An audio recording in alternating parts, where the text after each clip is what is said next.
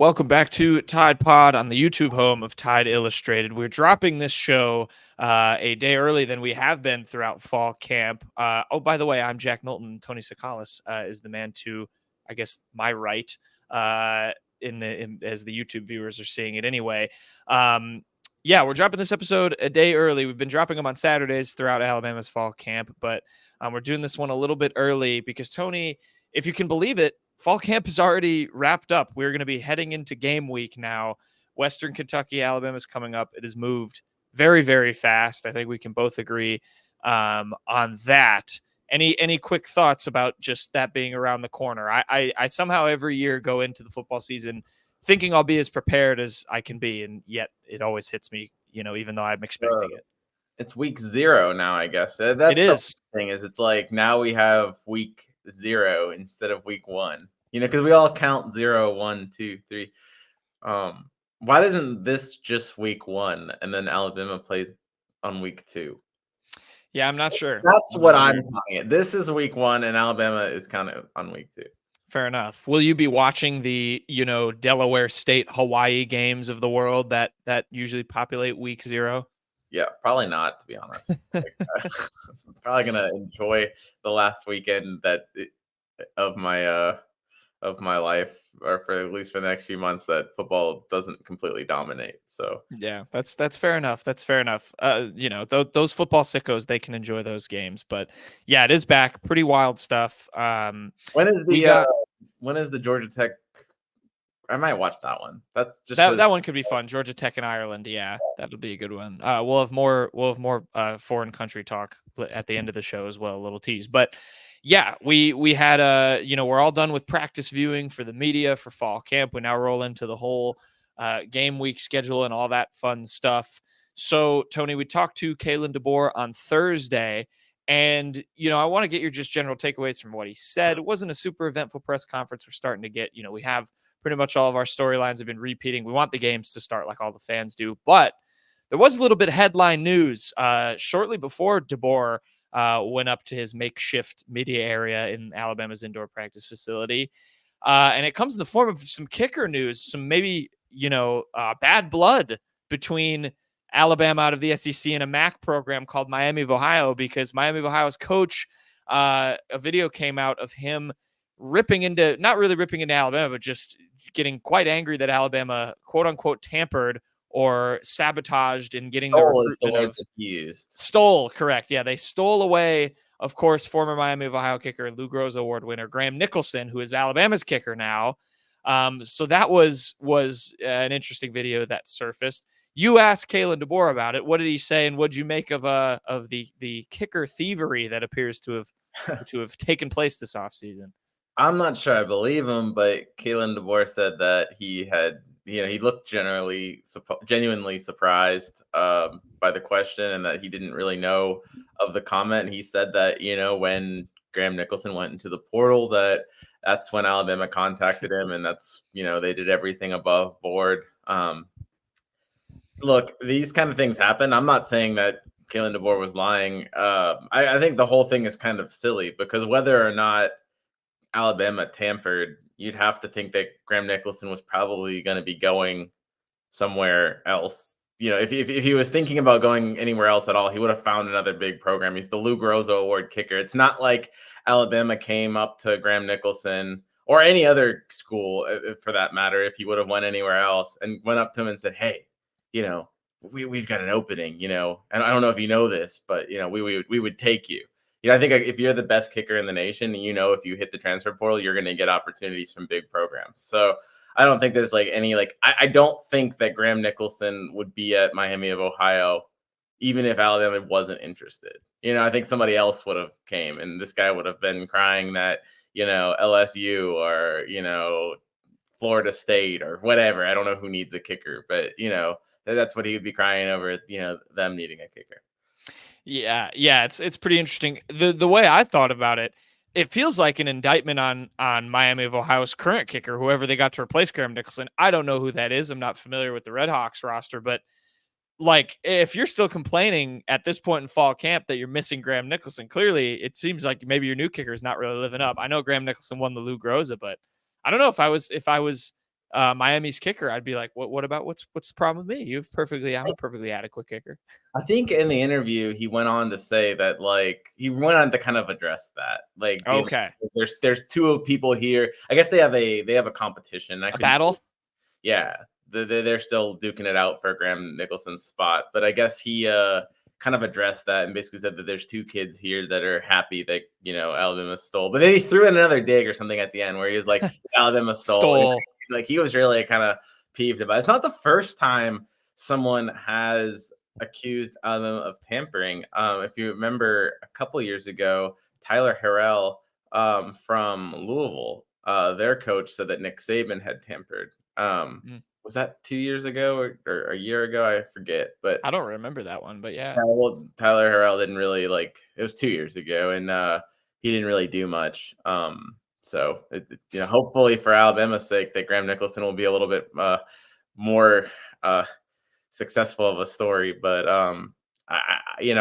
I think that it's just kind of funny that this all surfaced right now over a kicker. That being said, Graham Nicholson is a good kicker. He should be one of the best kickers in the nation. Obviously, he was the best kicker in the nation. So, I mean, you can kind of see where, I mean, that's one thing that Miami of Ohio had that was like better than everyone else. And now they don't have it anymore. And like, obviously, Alabama fans don't need to be told what it's like to not have a dependable kicker because before Will Reichert, that's kind of the boat that they were in. But that being said, yeah, it's just kind of funny, and it's one of those things that even if Alabama did tamper, I think that happens so much across college football that I I wouldn't even be shocked if Miami of Ohio is sitting there tampering from some other really small school. I think it just happens. I think the bigger schools eat from the littler schools. So I just think Yeah. that's probably a case. But I'm not in no way saying that Kalen DeBoer did tamper. I'm just saying like even if he did, he wouldn't be the first one to do it.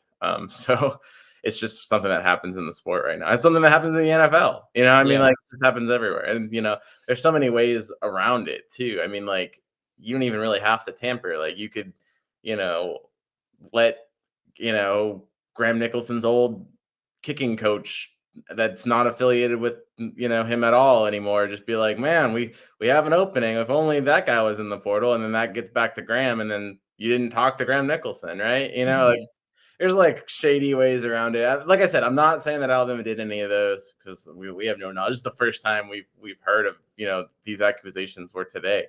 But it's just kind of all it was an amusing way to spend our Thursday morning, but in the grand scheme of things, it's much ado about nothing. It's not gonna. I think this is one of those things that will just kind of wash away, and it'll be funny though, especially to see whether Graham Nicholson has a fast start or a slow start. I guess maybe it'll be interesting to see the reaction either way. Yeah, it was a funny situation. Miami of Ohio and Alabama will have to match up, call it the Graham Nicholson Bowl in a couple of years or something. Have them come down to Tuscaloosa. I don't know. You mentioned that DeBoer press conference on Thursday. Anything else just stand out to you? Kind of news wise immediately from that. Obviously, that's just the most recent stuff we've kind of gotten to learn from him headed into, like we said, the first game week here. Anything else kind of stand out you want to touch on? I mean, if we're sticking with special teams, I think it was really cool that Neil Hibbett, the long snapper, maybe a lot of our listeners might not know who Neil Hibbett is, but he's been the long snapper the last 3 years. He'll enter his fourth year this year. He's going to be on scholarship. He's a guy that was a walk-on. It's nice to see that. I think that's pretty cool. Florence native, walked on his first 3 years, was able to earn that scholarship spot. I think that's pretty cool. And he's one of the better long snappers in the conference. He won all SEC honors last year. And he's been voted by both the media and the coaches. Today, he was voted as a first team all SEC guy from the coaches. So, yeah, it's good to see a guy like that maybe, this is the first time we're really talking about Neil Hibbett. And I bet you he probably hopes it's the last time we talk about him, because normally when you talk about a long snapper, it's usually for something bad. So I think, it's good for him to get some recognition. So shout out to him. Well-deserved honor. And it's good to see he'll get that, gratification, and also just, save some money getting that scholarship as well. Yeah, definitely. Shout out a good special teams start to this show. Another piece of news before we're going to dive into kind of, the biggest storyline surrounding a couple different position groups heading into the first game of the season. But another thing that came up, another, sort of new era thing, if you want to call it that. Alabama's going to have permanent team captains from the start of the season, Tony. So Jalen Milroe, Malachi Moore, Tyler Booker, Deontay Lawson, the usual suspects. I would venture to say at least are going to be the team's permanent team captains. Of course, Milroe, Moore were in that role last year. But what do you make of that? Just Alabama having 4 going into the season, not going to have to worry about who's walking out to do the coin toss on a game by game basis anymore. Yeah, a little behind the scenes. Like one of the pregame things you do is, when the team comes out for warmups, you always have to spot, who the team captains are for the game, because that's usually who leads the team during warmups. Well, now you're going to have the same 4 guys do that. Alabama normally names its team captains during the team banquet, which comes after the SEC championship game. So this year, that's not going to be the case. You enter the season with team captains. I'm not surprised at all by the selections. I mean, you have 2 guys that were permanent team captains last year. They seem like obvious choices, and Jalen Milroe and Malachi Moore. And then, like, you look at the other ones, like Tyler Booker's probably the most outspoken person on this team. I was almost surprised that he wasn't a team captain last year. So it's obvious that he's a team captain. And then Deontay Lawson's literally the voice of the defense and a returning starter, and probably the leader of the defense, him and Malachi Moore. So I think it's cool. I think it's nice that you have 2 on offense, 2 on defense. It's just that that's probably one of the easiest captain calls Alabama's had to make, is 4 guys that stood out easily above the rest. I can't think of anybody really that got snubbed here. It was pretty much these are the guys. Yeah, I would agree. I think it's and it's a good, you say that. I mean, that's a good look for this team in terms of leadership, as you already knew pretty much going into the summer who those guys would be, and they emerged as the captains, as kind of to be expected. So it seems like they've already been kind of fulfilling that duty for some time. Now it's just a little bit more official, and it makes our jobs easier. So I guess none of us can have any complaints. So those 4 will be the permanent team captains for the Tide heading into next season. All right, let's dive into, looking ahead to this first game week and kind of some of the big storylines, kind of re-summarizing what we've learned over the course of fall camp with a couple different position groups for Alabama, and what we're kind of expecting heading into game week. Now, Tony, the last time we talked was before the Tide's second fall scrimmage. I got my seasons mixed I up. like calling it the preseason scrimmage instead of fall scrimmage. Very much not fall right now. That's true. That's true. This thing started in late July. I like calling it the preseason scrimmage. All right. The second preseason scrimmage for the Crimson Tide. We talked before that. You laid out some of your expectations. And the biggest thing, or at least one of the biggest things to me that stood out, and we talked with Kane Womack recently in the last few days, he really praised the defense, Alabama's defense, for their physicality and kind of upping their intensity between 2 spring scrimmages. I know you wrote a bunch of observations around that, a couple of which centered on a certain wide receiver getting clocked a few times by a couple DBs.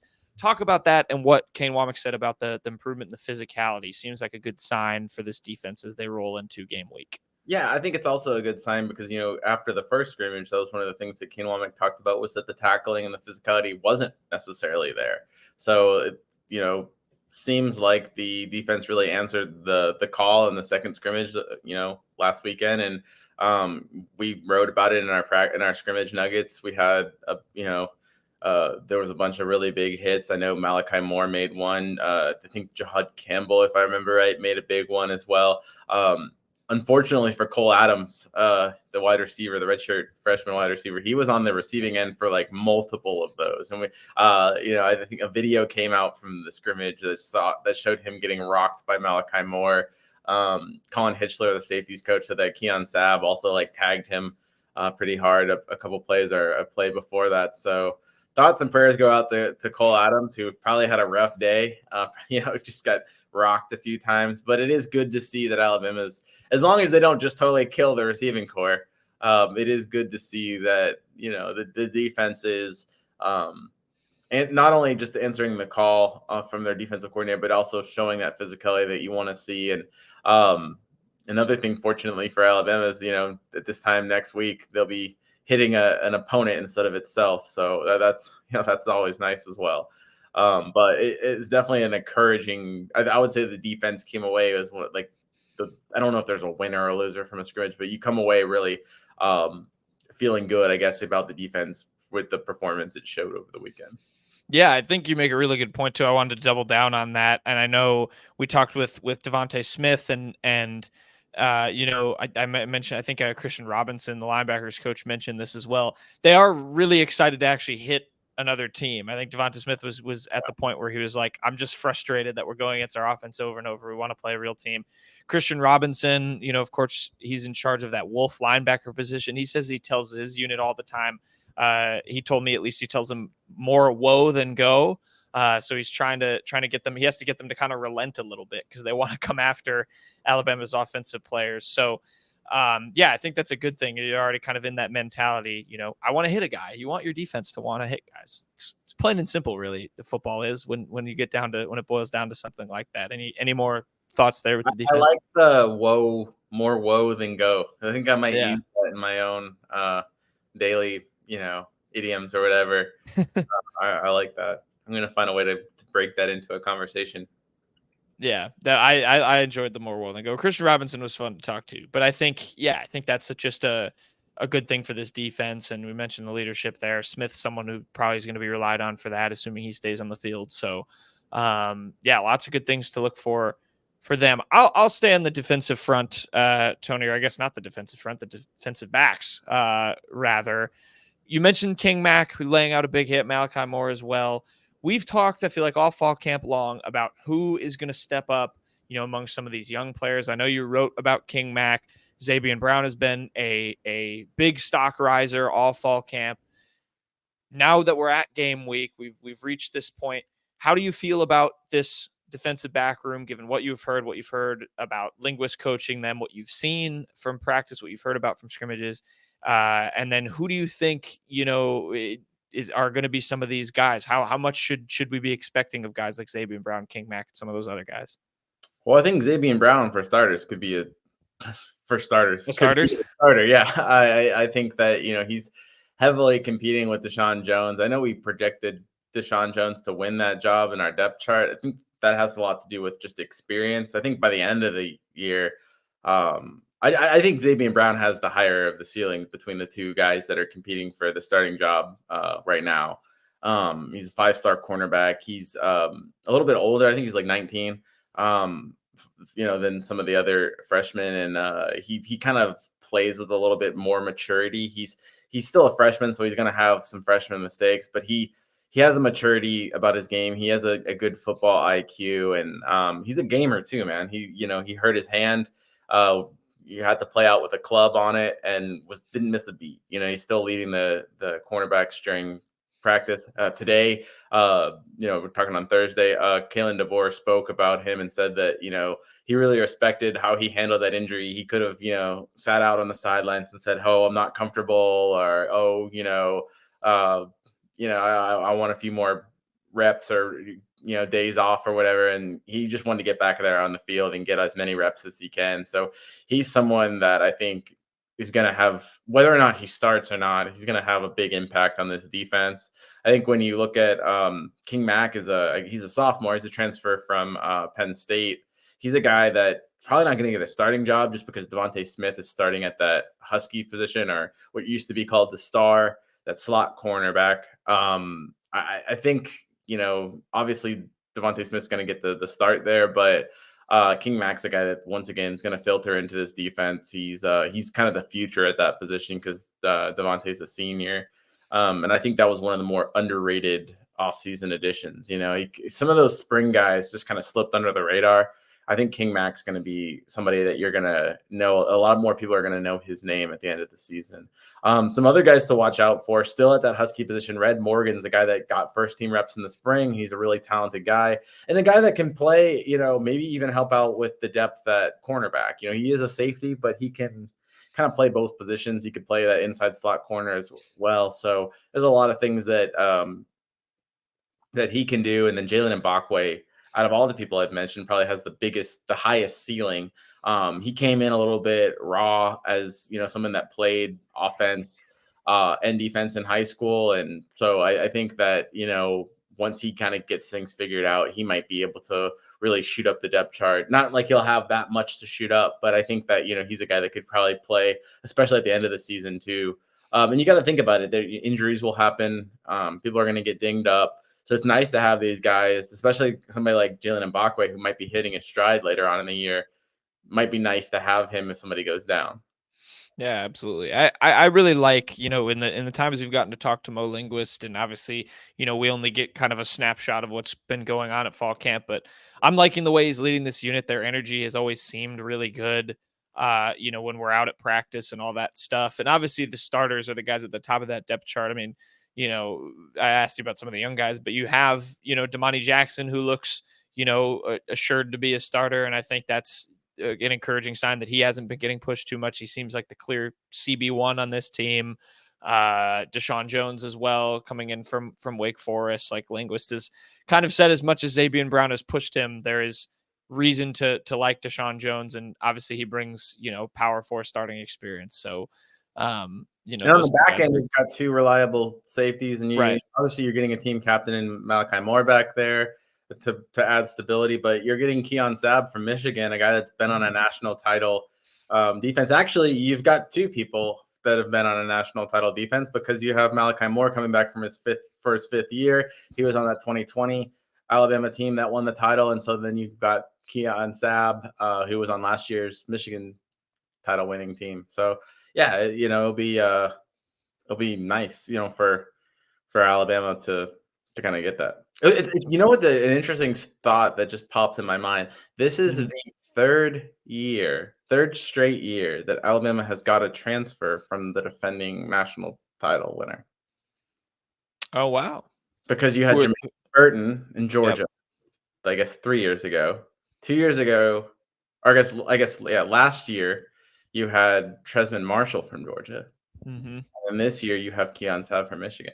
So there you go. Either Alabama's going to win it, or just pay attention. If Alabama doesn't to the rosters, if Alabama doesn't make the title game, pay attention to the winning roster, because it seems like that might be a direction that they turn to.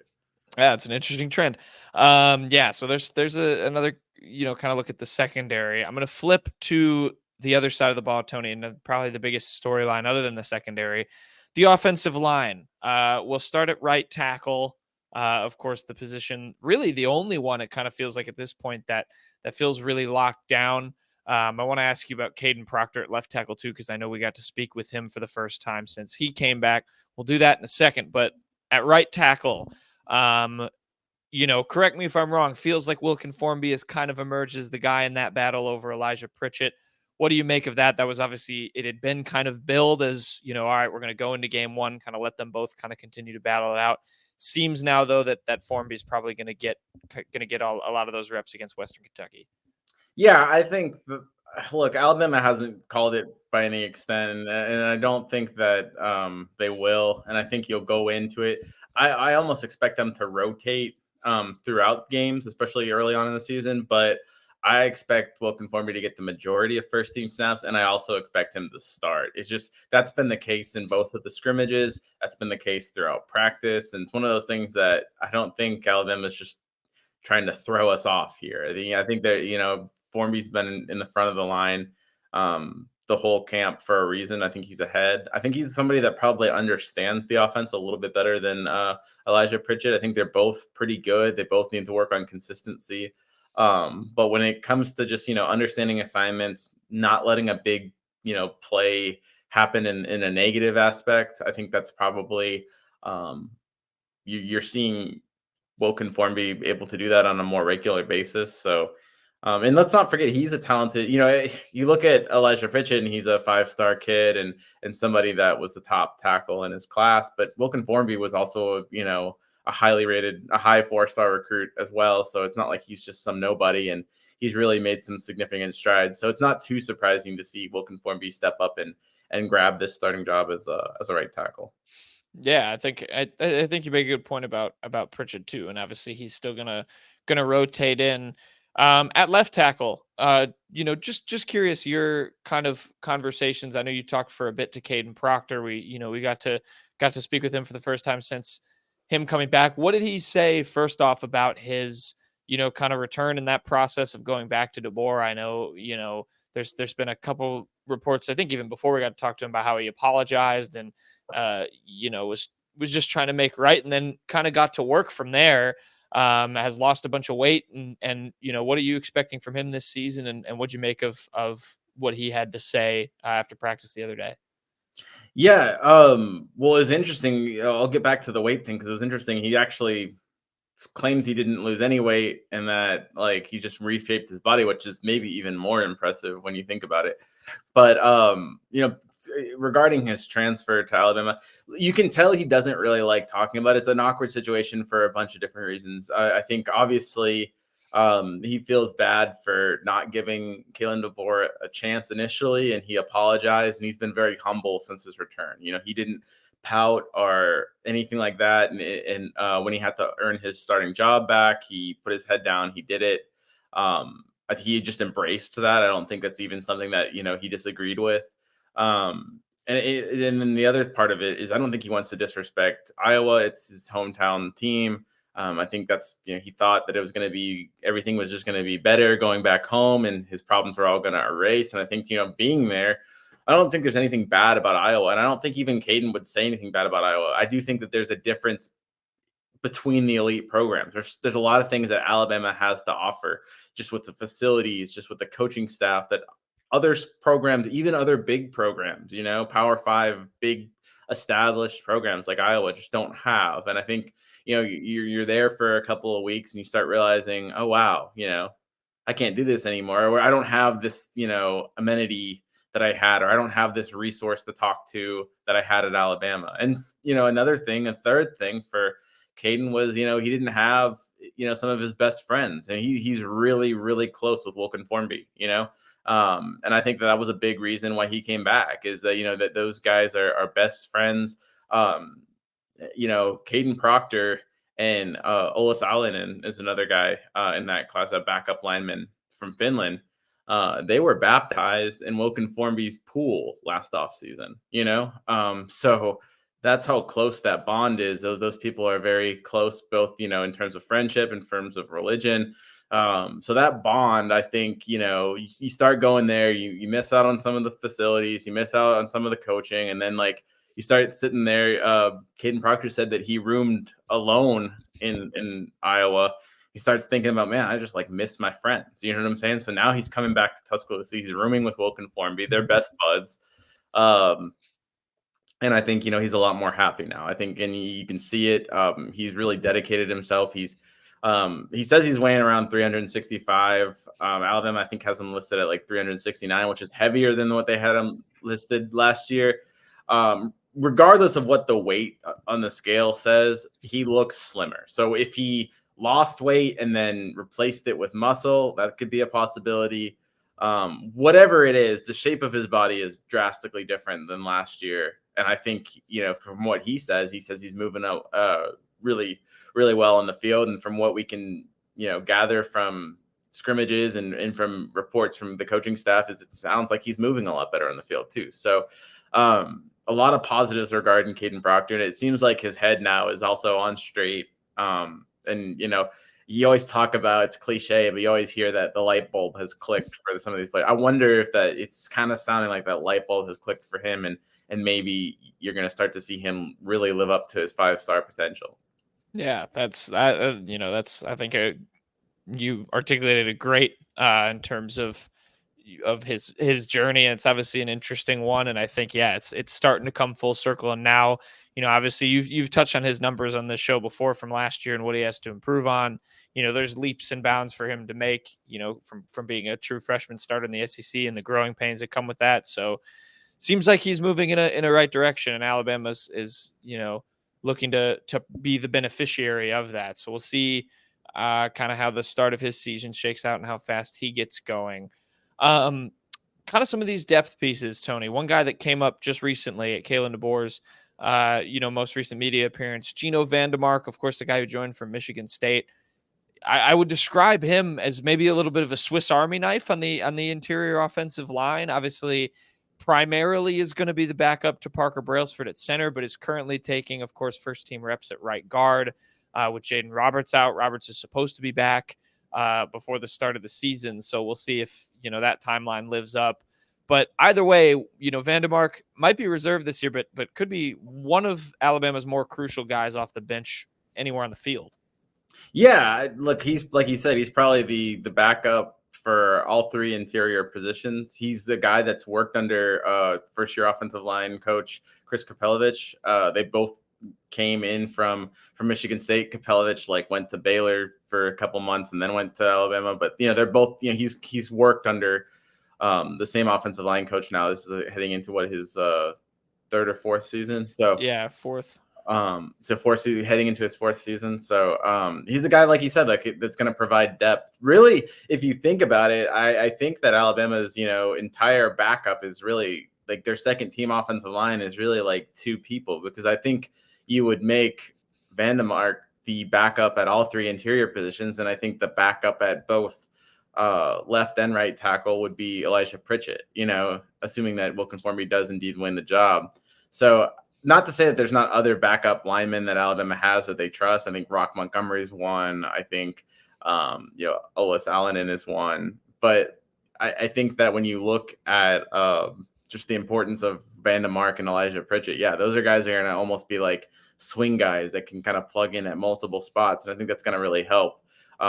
It's really good to have, if Vandemark and Pritchett can play up to a starting level, it's good to have 7 starting linemen where you can just, plug in place. If somebody goes down, you don't have to totally alter things. So that could be really handy. I think, having a guy that can play all 3 interior positions is really big.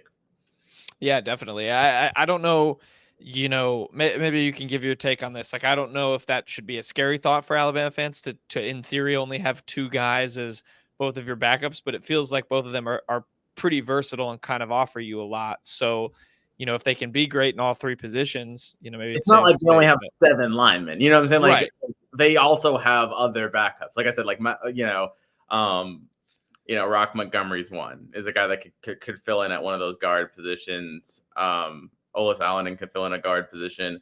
They've got they got Miles McVay, who was taking first team reps at one point in the spring, at right tackle. He's going to be probably your backup left tackle. You've got Naquil Betron, the transfer from Texas A&M. So you've got other people. I'm just saying, I would say your first choice, guy. I think it's a good thing when you look at it, because it's that guy, it's not one of those cases if Kadyn Proctor gets hurt, Elijah Pritchett can't fill in at left tackle, because he can. It's not one of those things that it's better if you have a backup that can play multiple positions, because you never know when those injuries are going to pop up or where they're going to pop up. So it's good to have somebody that can play both. But it's not like there's only 2 capable reserves on Alabama's, offensive line. They've got a nice deep unit that they can turn to.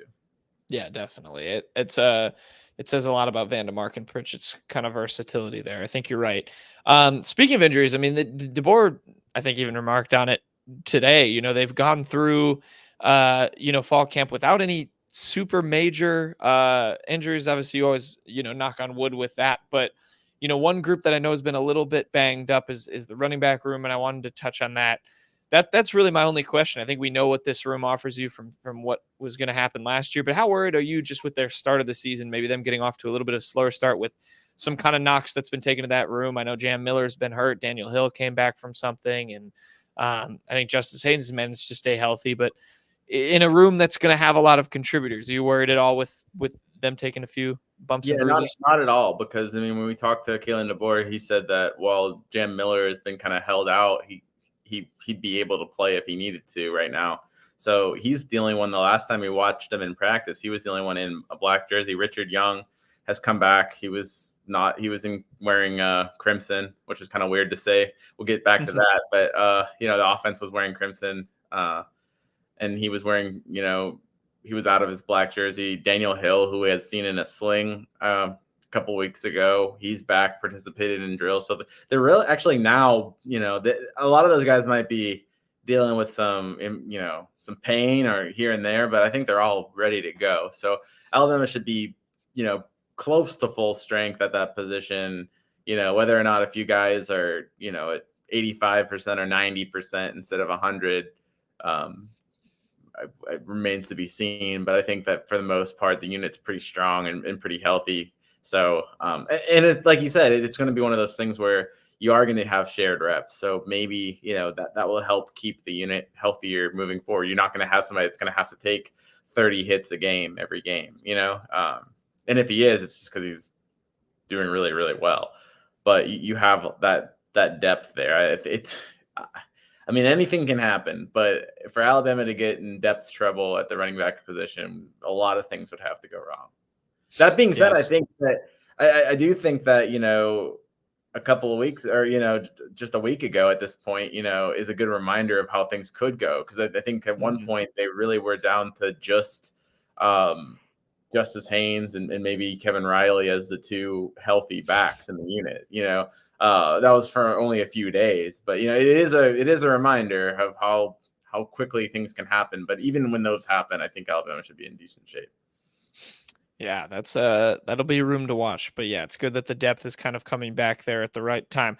I have a special teams question for you, but do you want to touch on the crimson and white switch up, because I realized that was a pointer at practice. Right. Yeah. So one of the things that we've grown accustomed to under Nick Saban was that during practice, the offense always wore white. Obviously, the quarterbacks are in black, but the offense always wore white and the defense always wore crimson. Well, now that's not always going to be the case. During practices before home games, the offense will wear red because Alabama will be wearing red. Basically, the thought behind that is that the quarterbacks will be used to throwing to the color that they'll be seeing at the game. So home games, practices before home games, Alabama will wear red. Practices, in a couple of weeks when they play, when they get ready for the Wisconsin game, the offense will be wearing white because that's what they'll be wearing in Wisconsin. But, I guess you really want to get confusing on their trip to LSU, they will be wearing red because LSU always wears white. But, regardless, it's what they're going to wear on the week that they're preparing for. On the Saturday they're going to prepare for, that's what they're going to wear for their colors.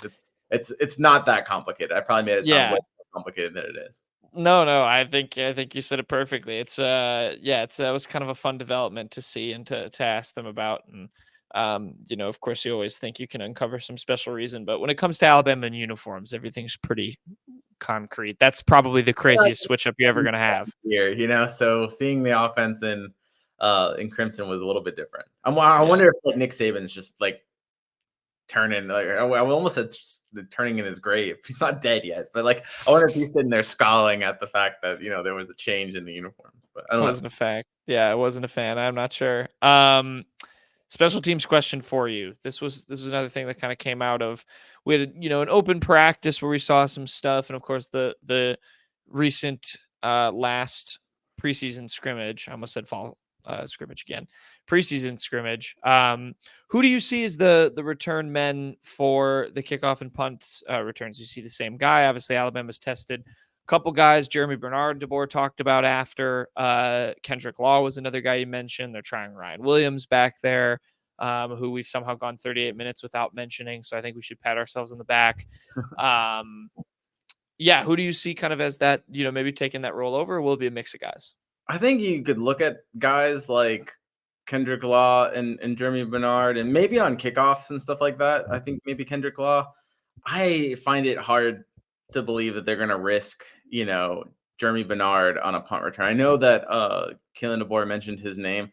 I just don't see it. They have other options that would be less risky than maybe, the star receiver taking punt returns, especially when there's the younger guys you could give that role to. The two that I would look at for that role, the guys that could, really make plays with the ball in their hand, and also guys that, are reliable hands to just the number one the number one thing you got to do as a punt returner is catch the ball, right? So you got to look for that, and you got to look for who can make a play in a short area of space. I think Cole Adams has really reliable hands. We talked about how much he can take a hit too. So he's a guy that, can catch and get rocked and still hold on to the ball. I think he's a guy, a redshirt freshman, that could be back for punts. I think Jalen Mbakwe, I think a good way to keep a guy like Jalen Mbakwe happy and, kind of keep his head, a lot of times as a freshman, come in as a 5-star freshman, you get a little bit discouraged, because the playing time's not there. You've been a star your whole career. Well, I think one way to maybe compensate that and give Jalen Mbakwe a role would be to make him a punt returner. He's a guy that can really make a lot of plays with the ball in his hand, and I think giving him that punt return role would be kind of cool. And I think that's what I know a lot of the fans probably want to see Jalen Mbakwe get that role. Either one of those two guys, though, I think would be really capable punt returners. For different reasons. I think as much of a playmaker as Mbakwe is, I think Cole Adams can make a lot of plays in open space as well. So I think he's a good choice. You look at that kick returning spot. Maybe you give Brian Williams an extra chance to get the ball. It depends on how dynamic he is at that role and if it's worth it. Kendrick Law is another person that's done well at that role. Emmanuel Henderson is a guy that I think would be good at that role. So there's a few people. I think Alabama's got a lot of people in that receiving core that maybe won't get the ball as much as they want, and maybe that would be a good way to maybe get them some extra reps or get them some kind of role where they can utilize their playmaking ability, and maybe you don't have to you can rest some of the other players. But as Nick Saban has shown in the past, like, he wasn't afraid to play his stars on special teams, and it doesn't sound like Kalen DeBoer is going to be shy to do that either. So it'll be interesting to see how they kind of work that and who gets those roles. Yeah, I think it's a good take. I don't know. I mean, I think it would be Mbakwe and Ryan Williams if the fans got to choose. I think that's who they would want as both of those. So yeah, that'll be another interesting thing to watch as Alabama takes on Western Kentucky. And of course, we'll talk to you guys before that game as well. Plenty of coverage on Tide Illustrated. Tony, I want to end with this, and I'm a little mad I didn't put you on the spot because I asked you this off air, so you've had time to think about it throughout this pod. Something else DeBoer said on Thursday, he was asked about, and we touched on it at the beginning, of course, Georgia Tech, Florida State, they're going to play in Ireland to open the season. Ireland games been happening a couple years now. We've got NFL games going on all over the world now. There's one in Brazil, I think, this year. So with the expansion of, playing games in other countries, DeBoer did say that's something that down the line in a few years, relax, Alabama fans, you're not having to go to, I don't know, Berlin next summer or next fall, but it's something he said he would consider doing in future years. So I ask you, with that in mind, if it's 5 years from now, whatever, DeBoer is still around and Alabama's gonna take a trip, and they say, Tony, you get to pick where we're gonna play. Where would you like to see Alabama play a game outside of the U.S.? Man, I thought I had this answered until you brought up Brazil, and I was thinking, like, damn, that'd be fun. So that has crossed my mind. Assuming our boss Kelly is willing to pay for a free trip to Brazil, that'd be tough to turn down. My original answer, though, is I'm a big Manchester United fan. I think it'd be really cool if they played a game in Old Trafford, which is Man United's stadium. So that was going to be my answer. And I think that still might be my answer. But you bringing up Brazil, just throw a monkey wrench in there, and I can do like a sunny place like Brazil. Would not Packers mind Eagles there. So that would definitely be a more fun, more enticing, scenery than Manchester, England, which was my pick. But in terms of seeing a game in a stadium, I think I'd probably want to see it in Manchester. I like the take. I like it with one of your teams. It's a good tie-in. I am going to go somewhere warm and fun and somewhere I want to visit. And I think I'm also going to add in the prediction. I think there'll be an NFL game here soon. Madrid, Spain. That's where I would like to see Alabama play a game. I think that'd be super fun. Spain has a bunch of great history. It's warm, so Alabama fans would be familiar. Obviously, because you're going to play that game at the beginning of the season. You're not going to do it for like a conference game. So that's where I would like to see. That would be my pick for a foreign location for the Crimson Tides. Put that in the comments if you have any thoughts. Alabama's going to need a new punter pretty soon. Could you see going down a little recruiting trip? There you go. Maybe Sydney, Australia. That would be fun. Big time zone diff though. That's a hard place to fly to. That would need, you'd have to go there a while in advance and get used to it. That's like, I've heard that flight is like terrible. I've never been to Sydney, but yeah, that's a good one. That's a good one. A little James Burnip homecoming. Well, he'd be gone, but you Yeah. know. Maybe, you're right. Maybe they go get another Aussie punter out of there. So there you go. Yeah, that's how we'll end it. Obviously, we'll be back. We'll do another show or two before the season gets underway, of course. And until then, you can catch all of our good content over on Tide Illustrated. Go subscribe to that. We have a special going on right now. You can get 60% off. We have that plastered all over the site. So, go click a link and pay the discounted fee. It's well worth it. Subscribe here on YouTube. And until then, we will see you next time.